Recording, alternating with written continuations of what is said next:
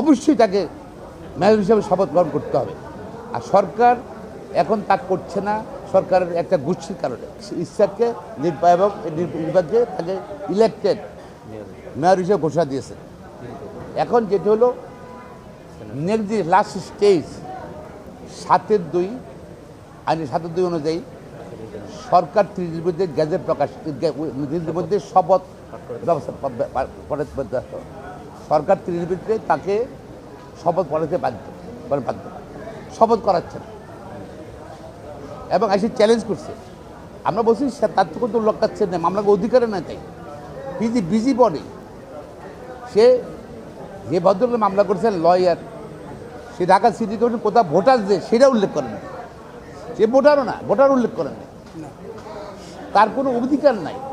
আইনে বলা আছে, তাইলে তো সারা বাংলাদেশ সব ইলেকশনগুলো চেয়ারম্যান বলেন, মেয়র বলেন, পার্লার বলেন, যে কোনো লোক এখানে রিট করতে পারবে রেজাল্টের বিরুদ্ধে।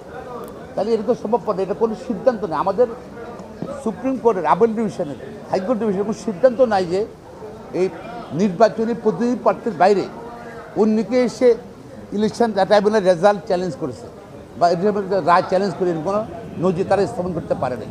এবং এটা অসৎ উদ্দেশ্যে করা হয়েছে, শুধু নির্বাচিত প্রতিনিধিকে যেন নির্বাচক শপথ না করায় সেই জন্য করা হয়েছে এটা।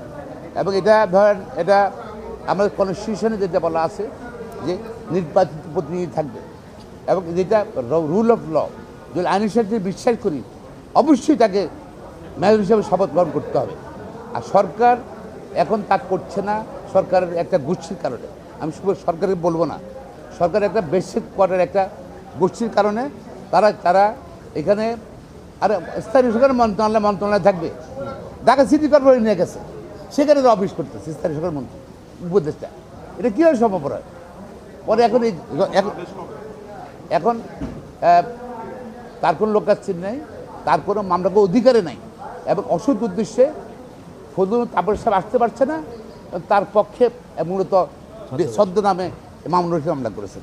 সুতরাং এই মামলাটা চলবে না এবং খারিজ হওয়া উইথ কস্ট। আমরা চেয়েছি উইথ কস্ট, যিনি মামলা করেছেন জরিমানার সহ খরচ সহ উইথ কস্ট তাকে মামলা খারিজ করার জন্য।